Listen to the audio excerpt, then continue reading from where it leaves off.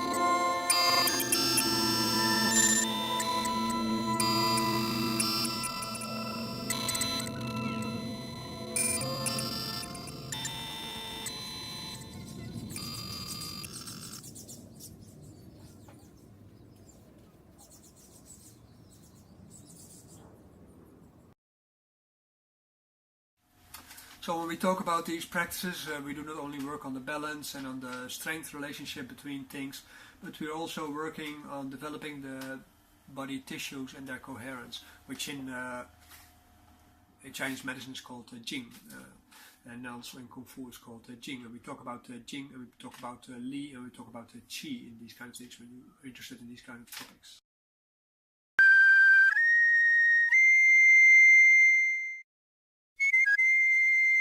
This program is based on development several very basic skills to help people to self-manage their health. At the moment when people learn these skills, which is like a whole spectrum of skills, at the moment when people learn to perform these skills under different circumstances, they are able to switch particular functions of their health on and off through their experience. So the first requirement is experience in working these switches. In modern medical science, you can say that because of that kind of behavior, you switch on and off particular kind of RNA settings, and as a result of that, there is particular kind of gene expression. But there is also the formation of, for instance, the shape of your bones, the flexibility of your tendons, and the pollution of your joints, so that you either do or do not develop arthritis. And of course, this program is meant to make sure that you get the right shape of bones, the right space between the bones, there's no arthritis, and that the muscles are well developed, not too big because they're in the way, going to be in the way and easy to pollute, and not too tight because of which you easily have pain, and not too mellow through which you have like dead chicken paws. This is a very famous appearance in some forms of Tai Chi Chuan. The principles of the program are all based on what we see that Taoists use in Chinese medicine and in Taoist Kung Fu. It is not necessarily exactly what you learn in Taoist Kung Fu monastery or a Chinese medicine academy, but they are skills based on what people need in their daily activities and through which they can understand this in the language that is not your own comprehension level. You can understand the principles of these courses. And all these courses are being learned in quite a brief time. And the courses that we offer you two opportunities. One opportunity is to learn particular kind of skills for your own personal health, which is of course very beneficial, and you can follow them as weekly courses in our flagship health center. And you can also follow the courses online at the same time, and that fits in also with the second part. And the second part is how to learn to become an instructor in these things, or a practitioner in these things. Then at that moment we see that the courses, there are 31. 31 is quite a lot, and they all develop particular kind of skills. So that means that you can be busy for a very long time developing all these different kind of skills. They're based on a very simple classification, like learning how to do balance, how to develop strength from your legs and strength from your arms, how to create rotation skills in your joints and your back, your neck, and so on and so forth.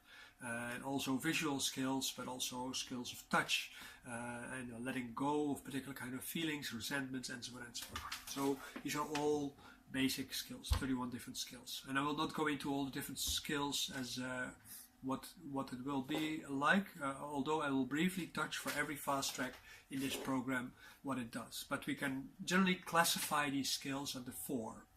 One is exercise, sports exercise actually. Yes, and it has fitness, and it has Tai Chi, yoga, Qigong, meditation, and so on and so forth. Meditation is a basic skill, comes back in every of these modules. So this meditation module is at the core of a lot of different things having to do with stress management. We say that the Wudang Kung Fu, we have reorganized different kind of practice, and we did not look at the historical requirements or anything like that. Like for instance, there are particular kind of practices which are ordered by the Chinese government that everybody who comes to Wudang Mountains, they have to practice that first, like Xingyi, Bakwa, Tai Chi, and only after the approved curriculum is being done, you can actually do the Taoist curriculum that is original for this kind of practices. And then there's also all kind of changes that they had gone through because of the way how the Qing dynasty developed, and how Kung Fu as an exercise system and as a alchemical system has been changed. So we didn't look at all these different kind of things for this program.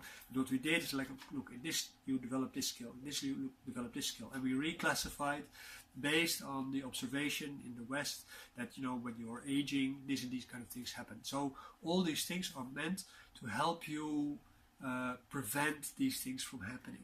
Yeah, or to restore these things from being present, like your balance. When your balance is bad, you can do exercises through which you can improve your balance, and so on and so forth.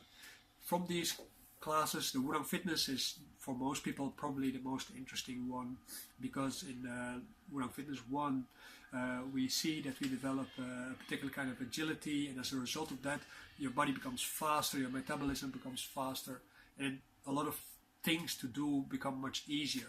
In Taoism, they say if your body is free, you can move unfettered, and there is no slowness, no delay in things that you do. When your body is free, your mind is free, your emotions are free, and so on and so forth. And you don't have to all the time fluctuate. Your body doesn't have to overcome a lot of entropy at the moment when you want to go do something. You want to get up, you get up. When you want to make a jump, you jump, and so on and so forth. And you don't have to first overcome a lot of friction in your body, because of which you have to do a lot of extra work which will cause you to become tired more quickly also, or maybe to even be tired permanently, and permanently be overheated also.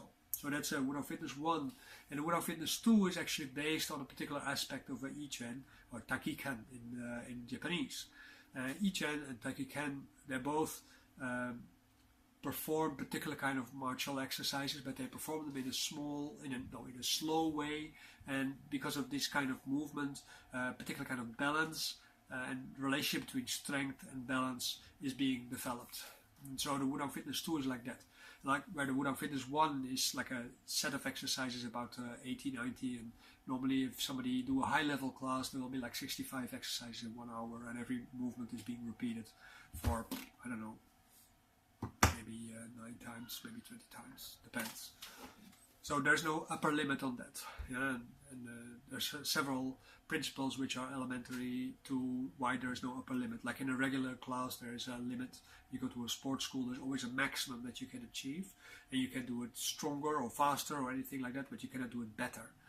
This is all about improving the quality of the movement and the strength and the speed and so on. Then with these exercises, it's a choice between about 120 to 145 exercises in different groupings through which you learn to develop things. And so as when you're an instructor, you have different ways of developing these programs, and these programs are more or less preset. And in a monastery, you learn these things quite passively. You learn them as a secondary quality from learning particular kind of forms.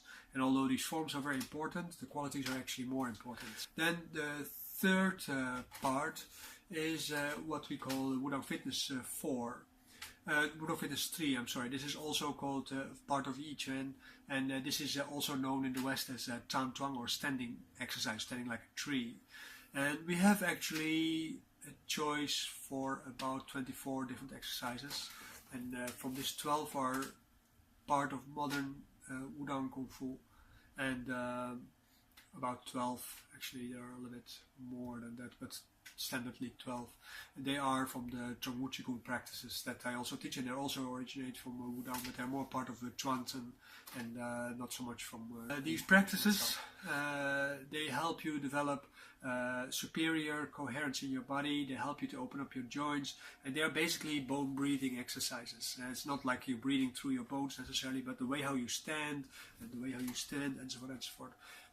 They help you develop a particular kind of openness in your joint, and as a result of that, your muscles, your tendons, your bones, they change, and the openness between your joints also changes, and as a result of that, bone breathing happens, and that energizes your recuperation qualities. And in modern language you would say that your marrow actually is being washed, and as a result of that, the production of blood and the production of stem cells in your body is being increased and improved. Then the fourth one, which is called iron body practices, and they're both actually already iron body practices, but this one especially.